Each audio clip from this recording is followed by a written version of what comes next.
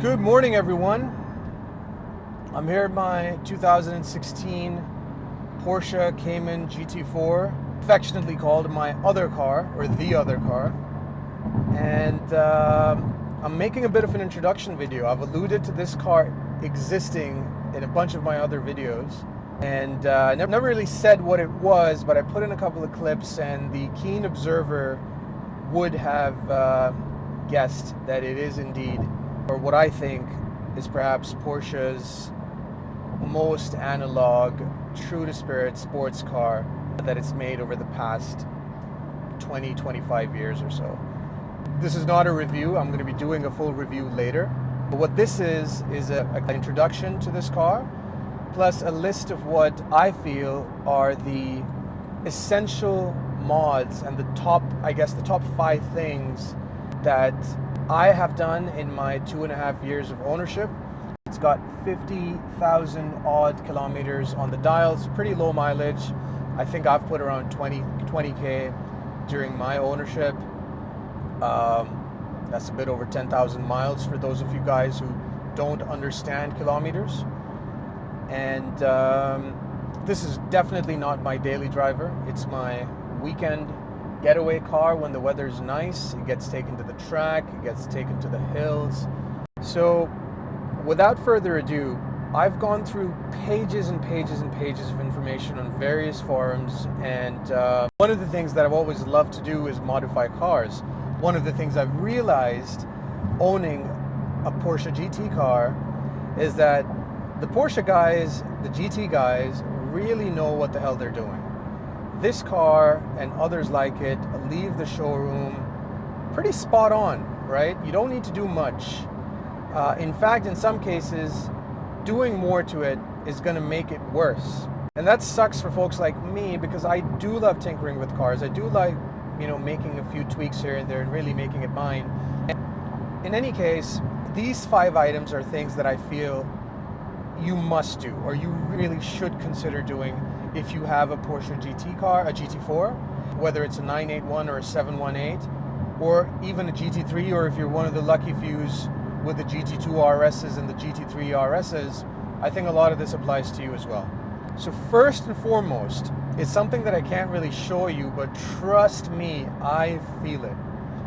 And that's the seat angle adjuster for these carbon buckets. So if you have any GT car with the 918 style carbon bucket seats, they're great seats, but if you've spent any time in them over an hour, if you're a bigger guy, if you're tall around the edges, you know that they're not the most comfortable. And fitting in them is one thing, but the angle at which they're set up is completely upright.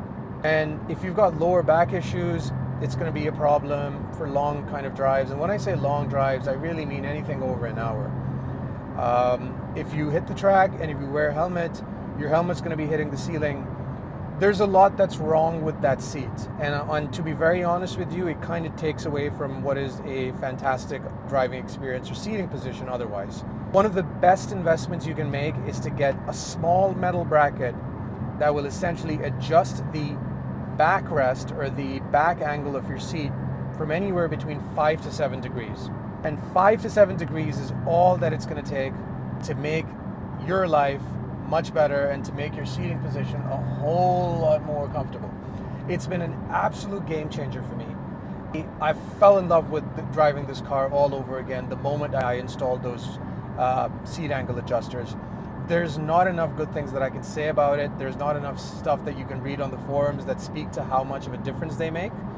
I got them from Designed by Jacob, which is a pretty cool website, a cool business that focuses primarily on the GT4 platform, but there's a bunch of other vendors that make it. It's a small metal piece. It's not too difficult to fabricate it, so yeah, it'll be the best $200-$300 that you've ever spent. Number 2, and another essential, are seat bolster protectors. Now again, coming back to these seats, they're really good seats, and for those of you in the know, they're an extremely desirable option on these cars, or any GT car for that matter. They really affect your resale, and if you're one of the lucky fews who own a Porsche GT car with carbon buckets, you need to protect your investment. And again, this isn't the roomiest space. If you're going to be getting in and out of the seat, you're going to be doing a bit of a chicken dance. It's not elegant at all. You kind of get used to it, but over time, if you're wearing jeans or if you're wearing like, you know, a rougher kind of material, you're going to be scratching the beautiful leather bolsters of your seat. And you need to protect that shit. So what do? You get seat bolster protectors. Again, there's a bunch of vendors that do it. I got mine from a guy called Crazy Eddie, or Edgard, look him up. He's supposed to be one of the best in the biz. He makes a very good quality product. I can tell you from using it for, like I said, about 2 years. They've held up exceptionally well. They look exactly like stock. They look like I haven't done a thing, which is exactly what you want with these kind of protectors, because they can really make your interior look ugly if that's not the case. Yeah, they're expensive, but they're a good quality product, and I would 100% recommend getting them.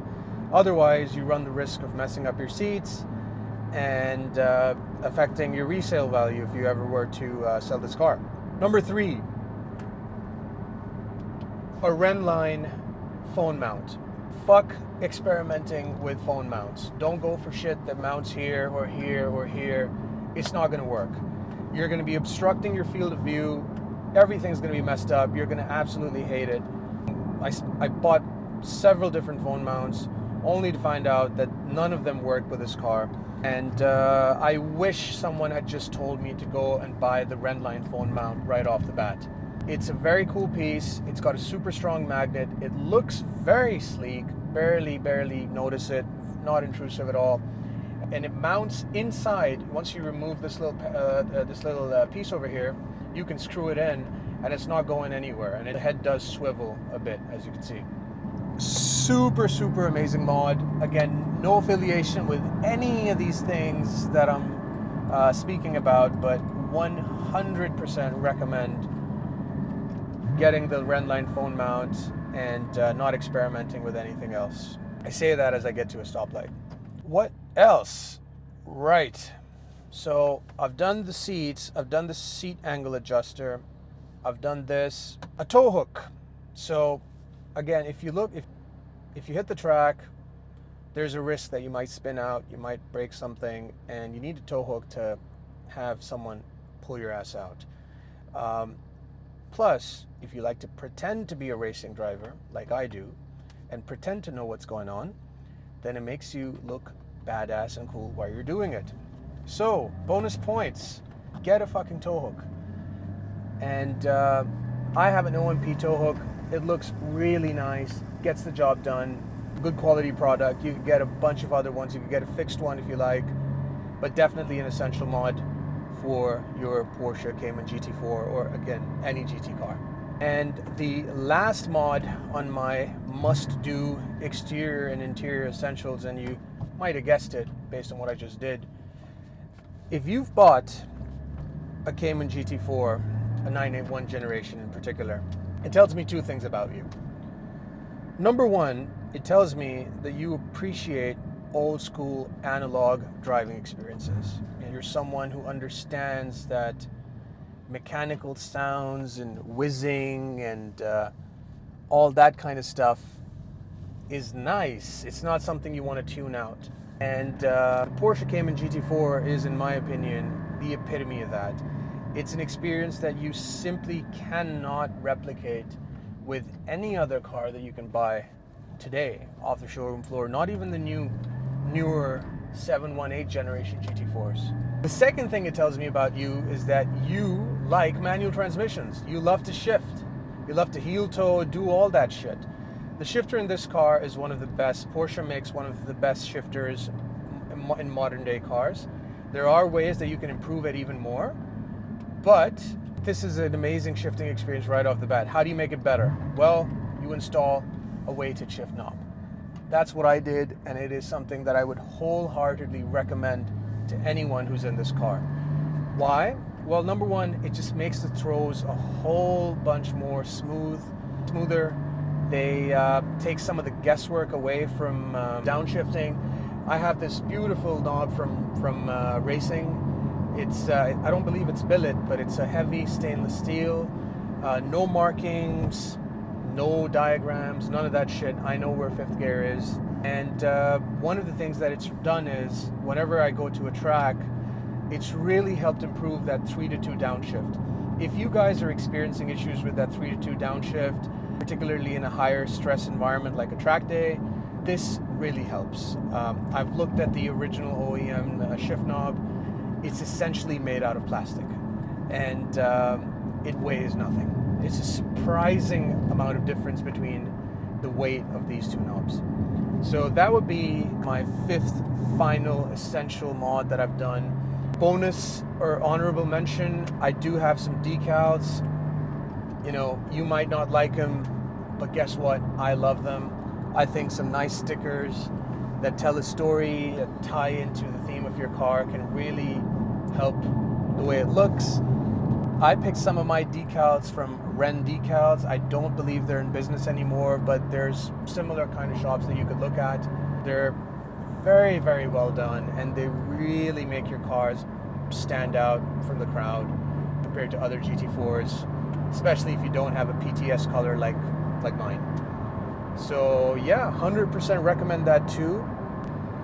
That's what I have to say about that. I will be making my next video. I'll be looking at some of the performance mods that I've done on this car with some actual data that I've measured to tell you the difference. You don't have to take my word for it. You know, you'll actually be able to see if any of those mods made a difference or not, which is something that you'll really struggle finding online. And I do have some more plans for this car as well that I will be doing a build journey on, and I'd love for you to subscribe and join me on that build journey, especially if you're interested in this platform or if you like to see just cars getting modified in general. I will be doing some track day content on this car as well.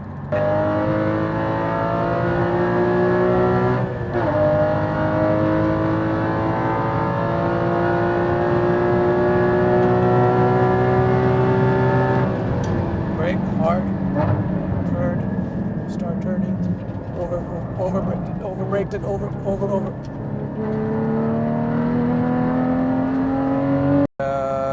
Like, comment, subscribe. Let me know what you think. If your kind of must-do mods align with mine, or if you have a different idea, I think the community will benefit. And I'd love to see what you guys have to say about that. So I'll see you guys on the next one then. Peace.